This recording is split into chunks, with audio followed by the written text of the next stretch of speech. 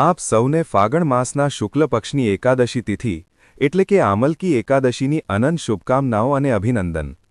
મિત્રો, આજનો આ વિડિયો અત્યંત મહત્વપૂર્ણ અને જ્ઞાનવર્ધક રહેવાનો છે, કારણ કે આજના આ વિડિયોમાં આપણે જાણીશું કે વર્ષ 2026માં આવતી સમસ્ત પાપોનો નાશ કરનારી, મોક્ષ પ્રદાન કરનારી અને ભગવાન શ્રી હરિ વિષ્ણુ તથા આમળાના વૃક્ષમાં વાસ કરનારી શક્તિઓની વિશેષ કૃપા પ્રાપ્ત કરાવનારી આમલકી એકાદશી કયા દિવસે આવી રહી છે, 26 કે 27 ફેબ્રુઆરી। કારણ કે આ વખતે એકાદશીની તિથિને લઈને લોકોમાં ભારે મૂંઝવણની સ્થિતિ સર્જાઈ છે। કોઈ 26 ફેબ્રુઆરી તો કોઈ 27 ફેબ્રુઆરીને એકાદશીની સાચી તારીખ જણાવી રહ્યું છે। વળી આ વખતે આ એકાદશી કાં તો ગુરુવાર અથવા તો શુક્રવારના દિવસે આવી રહી છે, જે ભગવાન શ્રી હરિ વિષ્ણુ અને માતા લક્ષ્મીનો દિવસ માનવામાં આવે છે, જેના કારણે આ વ્રતનું મહત્વ હજારો ગણું વધી ગયું છે। લોકોમાં એ જાણવાની ઉત્સુકતા વધી ગઈ છે કે વ્રત કયા દિવસે રાખવું, એવામાં તમારે એકાદશી રહેવું જોઈએ કે નહીં, વ્રત ક્યારે ખોલવાનું છે, જેવી સંપૂર્ણ માહિતી તમને આ જ વિડીયોમાં મળવાની છે। તેથી ભક્તો, તમને વિનંતી છે કે આજના આ અત્યંત મહત્વપૂર્ણ અને જ્ઞાનવર્ધક વિડીયોને થોડો સમય કાઢીને શરૂઆતથી અંત સુધી જોયા વિના પૂરો જોવો। ચોક્કસપણે તમારી બધી મૂંઝવણ અને કન્ફ્યુઝન દૂર થઈ જશે। ભક્તો, ધાર્મિક માન્યતાઓ અનુસાર જ્યારે એકાદશી તિથિનું આગમન થાય છે ત્યારે તિથિઓના વધવા ઘટવાને કારણે ક્યારેક મૂંઝવણ થાય છે। એવામાં અમે તમારા માટે દર વખતની જેમ આ વખતે પણ વૈદિક ધ્રુક પંચાંગ સહિત અન્ય તમામ પંચાંગોમાંથી સાચી તિથિ શોધીને લાવ્યા છીએ, જેથી તમે જાણી શકો કે તમારે આમલકી એકાદશીનું વ્રત કયા દિવસે રાખવાનું છે। સાથે જ જાણીશું કે વ્રત ક્યારે અને કેવી રીતે રાખવું, વ્રત દરમિયાન કયા નિયમોનું પાલન કરવાનું છે। વળી જે ભક્તો જીવનમાં આરોગ્ય અને અક્ષય પુણ્યની કામના રાખે છે તેમના માટે પણ અમે ખાસ ઉપાય લાવ્યા છીએ। આ સિવાય ફાગણ મહિનાના શુક્લ પક્ષની એકાદશીના દિવસે કઈ વસ્તુઓ ખાવી જોઈએ અને કઈ વસ્તુઓ ભૂલથી પણ ન ખાવી જોઈએ। સાથે જ આપણે જાણીશું કે આ દિવસે કયા કાર્યો અવશ્ય કરવા જોઈએ અને કયા એવા કાર્યો છે જે આ દિવસે ભૂલથી પણ ન કરવા જોઈએ। તેથી મિત્રો, આ વિડીયોને શરૂઆતથી અંત સુધી જોયા વગર પૂરો જરૂર જોજો। સામાન્ય રીતે હિન્દુ પંચાંગ મુજબ દરેક મહિનામાં 2 એકાદશી તિથિ આવે છે, એક કૃષ્ણ પક્ષની અને એક શુક્લ પક્ષની। પણ ફાગણ માસના શુક્લ પક્ષમાં આવતી આ આમલકી એકાદશીનું મહત્વ શાસ્ત્રોમાં ખૂબ જ અદ્ભુત બતાવવામાં આવ્યું છે। પદ્મપુરાણ અનુસાર આમલકી એકાદશીનું વ્રત કરવાથી વ્યક્તિને 1000 ગૌદાન બરાબર ફળ પ્રાપ્ત થાય છે અને તેના સમસ્ત પાપો, ભલે તે ગમે તેટલા જૂના કેમ ન હોય, નષ્ટ થઈ જાય છે। જે પણ આ વ્રત શ્રદ્ધાપૂર્વક કરે છે તેને આમળાના વૃક્ષમાં સાક્ષાત ભગવાન વિષ્ણુના આશીર્વાદ મળે છે, ભલે તે શારીરિક કષ્ટ હોય કે માનસિક ચિંતા। આ એકાદશીને અત્યંત આરોગ્યદાયી અને મોક્ષપ્રદાયની માનવામાં આવે છે। શાસ્ત્રીય માન્યતા છે કે જે વ્યક્તિ આ આમલકી એકાદશીનું વ્રત કરી લે છે તેને અંત સમયે સીધા ભગવાનના ધામ એટલે કે વૈકુંઠની પ્રાપ્તિ થાય છે। આ વ્રતની વિશેષતા જણાવતા કહેવામાં આવ્યું છે કે જો કોઈ વ્યક્તિ કોઈ કારણસર વ્રત ન પણ રાખી શકે, તેમ છતાં જો તે આમળાના વૃક્ષની પૂજા આરાધના કરે છે અને શાસ્ત્રોમાં જણાવેલ ફક્ત આ એક ઉપાય કરી લે છે તો તેને ભગવાન શ્રીમન નારાયણ અને માતા લક્ષ્મીજીના અદ્ભુત આશીર્વાદ પ્રાપ્ત થશે। મિત્રો, વિડીયોમાં આગળ વધીએ તે પહેલાં, જો તમે આ એકાદશી તિથિ પર તમારા અને તમારા સંપૂર્ણ પરિવાર પર ભગવાન શ્રી હરિ વિષ્ણુ અને માતા લક્ષ્મીજીની અસીમ કૃપા મેળવવા માંગતા હો તો કોમેન્ટ સેક્શનમાં શ્રી હરિ વિષ્ણુ લખીને અમારી ચેનલ ધર્મ વાસ્તુને સબસ્ક્રાઇબ જરૂર કરી લેજો। મિત્રો, શાસ્ત્રો અનુસાર ફાગણ માસના શુક્લ પક્ષની આમલકી એકાદશી ભગવાન શ્રીમન નારાયણને પ્રસન્ન કરવાની સર્વોત્તમ તિથિ છે। આ વખતે આ એકાદશી વધુ ખાસ છે કારણ કે તે શુક્રવારે આવી રહી છે। તેને એક શુભ સંયોગ માનવામાં આવે છે। આ દિવસે જે મનુષ્ય ભગવાન શ્રી હરિ વિષ્ણુની પૂજા આરાધના કરે છે અને આમળાનું સેવન કે દાન કરે છે તેને સંપૂર્ણ એકાદશીના ફળની પ્રાપ્તિ થશે। હવે ભક્તો, એકાદશીના નિયમોની વાત કરીએ તો આહાર અને આચરણમાં સંયમ અત્યંત આવશ્યક છે। ધર્મગ્રંથોમાં સ્પષ્ટપણે જણાવવામાં આવ્યું છે કે એકાદશી તિથિ ભગવાન શ્રી હરિ વિષ્ણુને સમર્પિત વ્રત તિથિ છે। પદ્મપુરાણ તથા સ્કંદ પુરાણમાં એકાદશીના દિવસે ચોખાના સેવનને મહાપાપ ગણાવ્યું છે। શાસ્ત્રીય માન્યતા છે કે એકાદશીના દિવસે ચોખામાં પાપ તત્વનો વાસ હોય છે, તેથી ચોખા કે ચોખામાંથી બનેલી કોઈ પણ વાનગી આ દિવસે ગ્રહણ કરવામાં આવતી નથી। ભલે તમે વ્રત કરો કે ન કરો, આમલકી એકાદશીના દિવસે ઘરમાં ચોખા ન બનાવવા જોઈએ। આમલકી એકાદશીનું મૂળ તત્વ પવિત્રતા અને આમળાનું મહત્વ છે। આ એકાદશીમાં ભગવાન વિષ્ણુને આમળાનું ફળ અને તુલસીપત્ર અર્પણ કરવું અત્યંત પુણ્યદાયક માનવામાં આવે છે. શાસ્ત્રોમાં એ પણ સ્વીકારવામાં આવ્યું છે કે આ દિવસે ખાસ કરીને આમળામાંથી બનેલી વસ્તુઓ ભગવાન શ્રી વિષ્ણુને ભોગ તરીકે અર્પણ કરી શકાય છે. આમલકી એકાદશીની કથામાં જણાવવામાં આવ્યું છે કે કેવી રીતે એક શિકારીએ અજાણતા જ આ એકાદશીનું જાગરણ અને વ્રત જોયું, જેના પ્રભાવથી તેને આગલા જન્મમાં રાજાનું પદ પ્રાપ્ત થયું. તેથી આ દિવસે સાત્વિક રહેવું ખૂબ જરૂરી છે. એકાદશીના મહત્વને જણાવતા શાસ્ત્રોમાં આ શ્લોક મળે છે. એકાદશ્યામ ન ભુંજિત તંડુલન કદાચન, અર્થાત એકાદશીના દિવસે ચોખાનું સેવન ક્યારેય ન કરવું જોઈએ. આ કારણથી આમલકી એકાદશીના દિવસે સંયમપૂર્વક વ્રતનું પાલન કરવું, વિષ્ણુ સહસ્ત્રનામનો પાઠ કરવો અને આમળાનો ભોગ અર્પણ કરવો એ જ શાસ્ત્રસંમત વિધિ માનવામાં આવે છે. જો મિત્રો, આ વખતે ફાગણના શુક્લ પક્ષની આ એકાદશી શુક્રવારે આવી રહી છે. તમારે ભગવાન વિષ્ણુની સાથે માતા લક્ષ્મીની પણ આરાધના કરવી જોઈએ. સૌથી પહેલાં તમારે આ દિવસે પ્રયત્ન એવો કરવો જોઈએ કે તમે સૂર્યોદય પહેલાં ઉઠી જાઓ. ઉઠીને સ્નાન આદિ કરવોથી નિવૃત્ત થઈ ભગવાનના મંદિરને સાફ કરો. જો શક્ય હોય તો આમળાના વૃક્ષ નીચે પૂજા કરો અથવા ઘરમાં જ આમળાનું ફળ રાખીને ભગવાનને સ્નાન કરાવો. તેમનો પંચામૃતથી અભિષેક કરો. પછી ગંગાજળથી શુદ્ધ કરીને ભગવાનના શ્રી વિગ્રહને પીળા વસ્ત્રો પહેરાવો. સંકલ્પ લો, હે પ્રભુ, હું શ્રી હરિની કૃપા અને મોક્ષ મેળવવા માટે આમલકી એકાદશી વ્રતનો સંકલ્પ કરું છું. હે પ્રભુ, મને આ વ્રત શ્રદ્ધા અને નિયમથી પૂરું કરવાની શક્તિ આપો. હવે ભગવાન વિષ્ણુની પૂજા શરૂ કરો. પહેલાં તેમને જળ, અક્ષત, પીળા ફૂલ અને તુલસીપત્ર અર્પણ કરો. ત્યારબાદ ધૂપ અને ઘીનો દીવો પ્રગટાવો. પૂજામાં આમળા અને મીઠાઈનો ભોગ લગાવો. ત્યારબાદ ભગવાન વિષ્ણુના મંત્રોનો જાપ કરો, જેમ કે ઓમ નમો ભગવતે વાસુદેવાય. હવે આવીએ સૌથી મહત્વના વિષય પર. આ દિવસે કયા કાર્યોથી બચવું જોઈએ? સૌથી પહેલાં તો આ દિવસનો મૂળ ભાવ જ સંયમ અને બ્રહ્મચર્ય છે.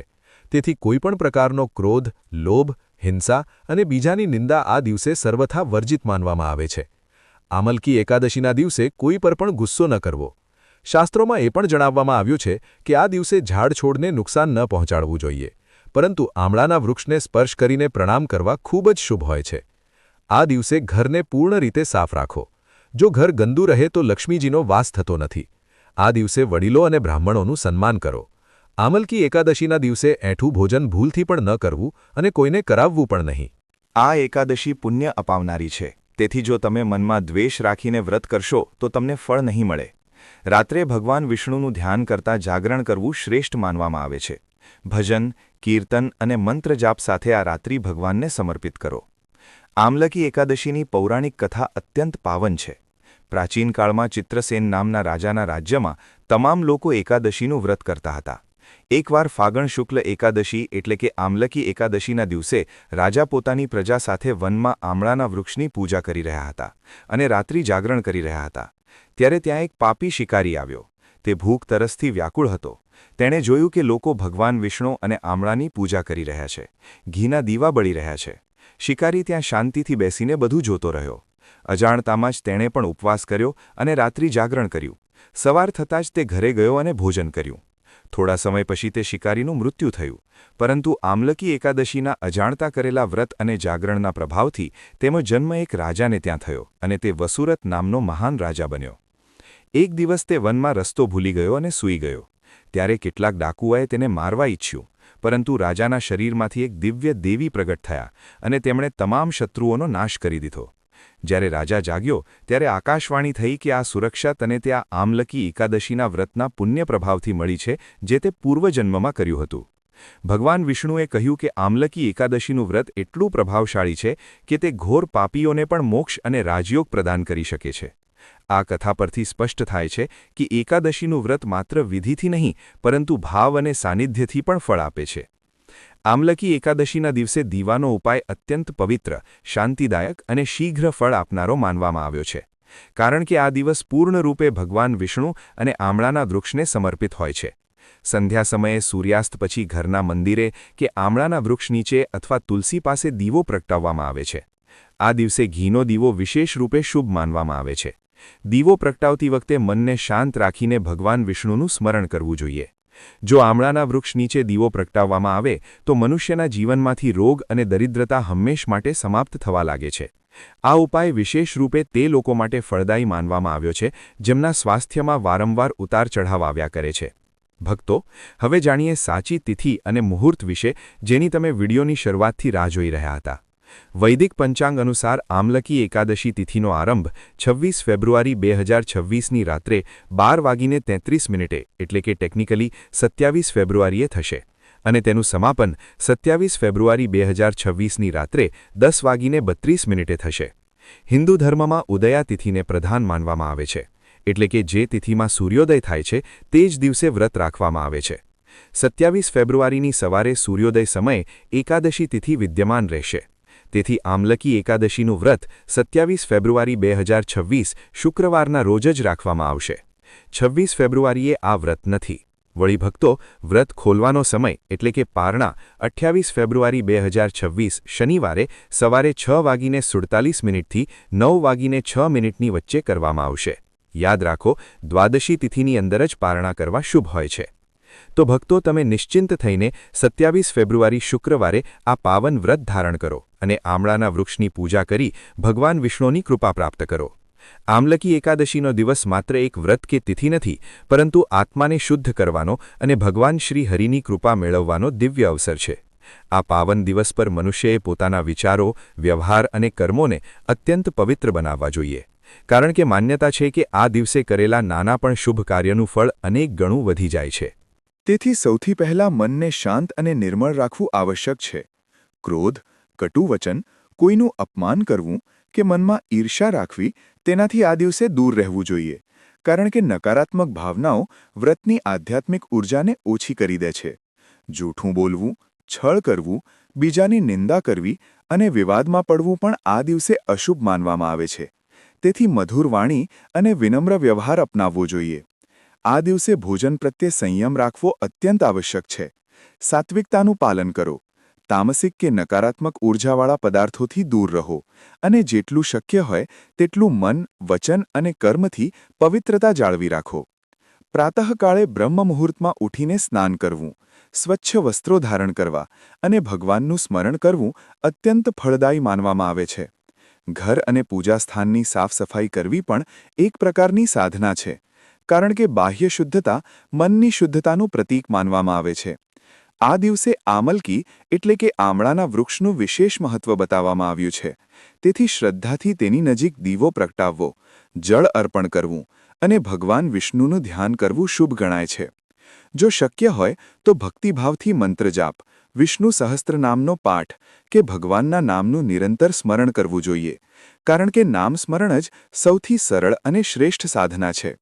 આળસ, વધુ ઊંઘ કે આખો દિવસ સમય વ્યર્થ કરવાથી આ દિવસે બચવું જોઈએ, કારણ કે આ તિથિ આત્મિક ઉન્નતિ માટે જાગૃતિ અને શિસ્તની પ્રેરણા આપે છે.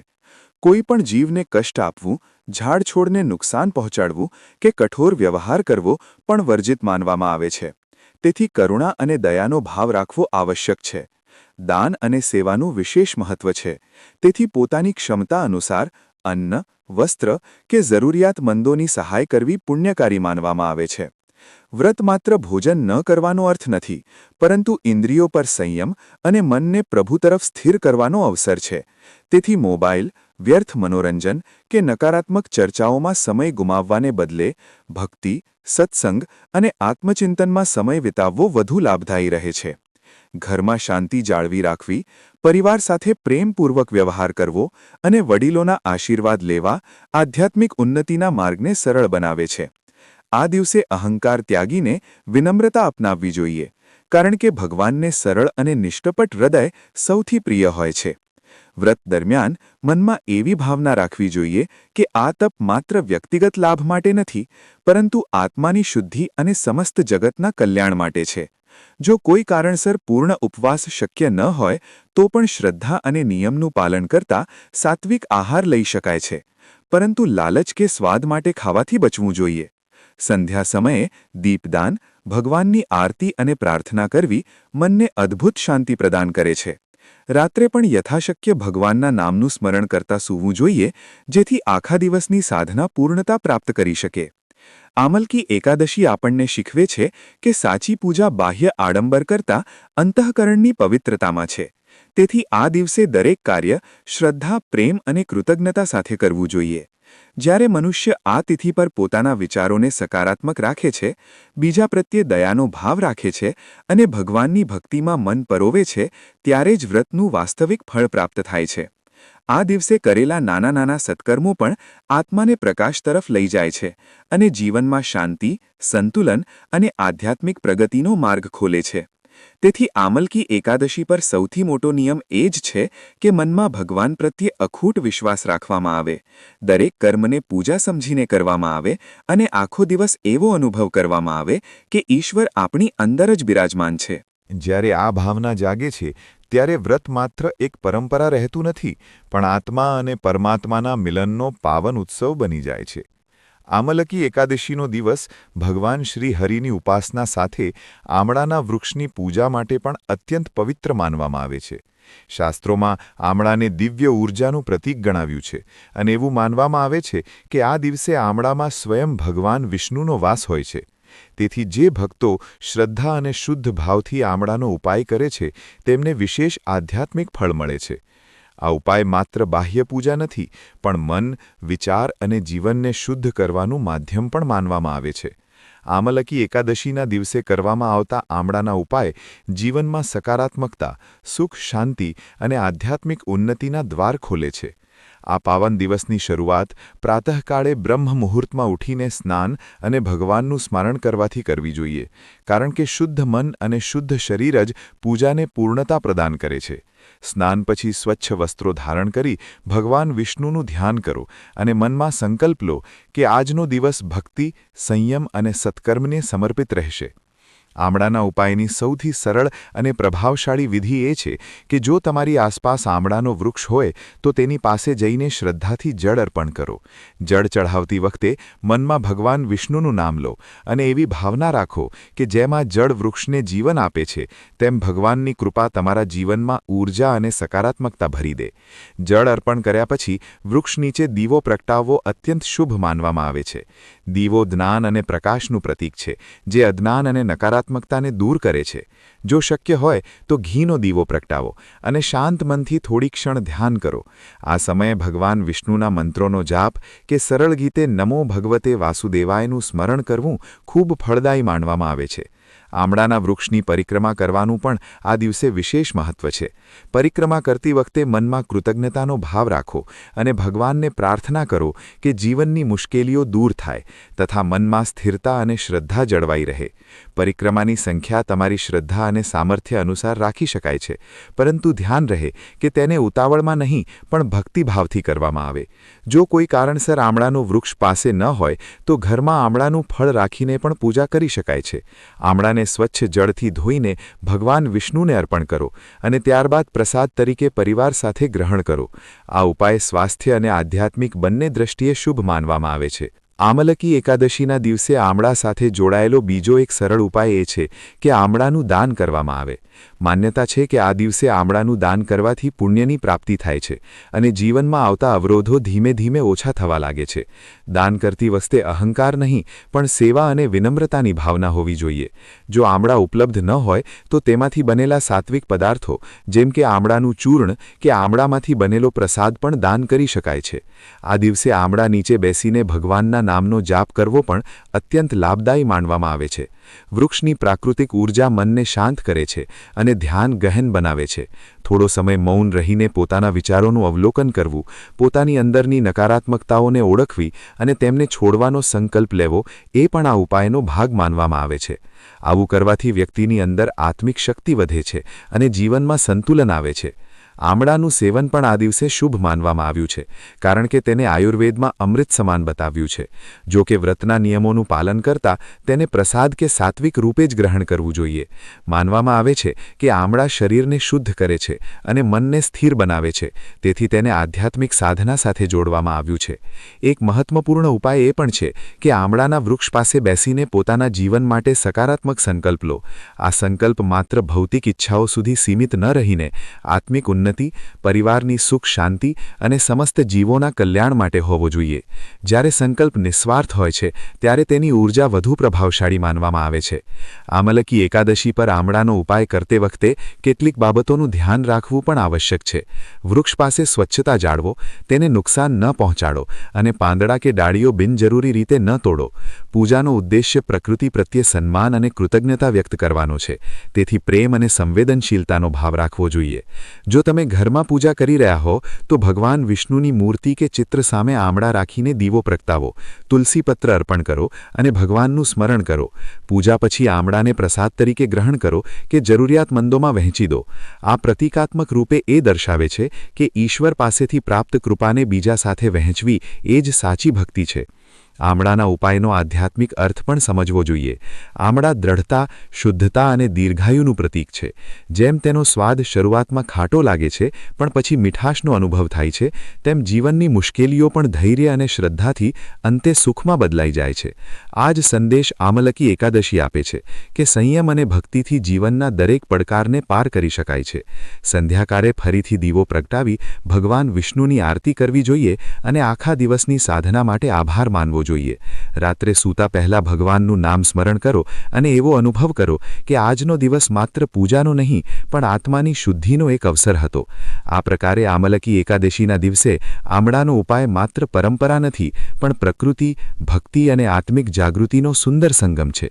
જ્યારે આ ઉપાય શ્રદ્ધા, વિનમ્રતા અને પ્રેમથી કરવામાં આવે છે ત્યારે મનને ઊંડી શાંતિ મળે છે અને જીવનમાં સકારાત્મક પરિવર્તન આવવા લાગે છે. આ જ આ પાવન દિવસનો વાસ્તવિક સંદેશ છે કે ઈશ્વરનો સાચો અનુભવ બાહ્ય કર્મકાંડ કરતાં ભીતરની પવિત્રતા અને નિષ્કપટ ભક્તિમાં છુપાયેલો છે.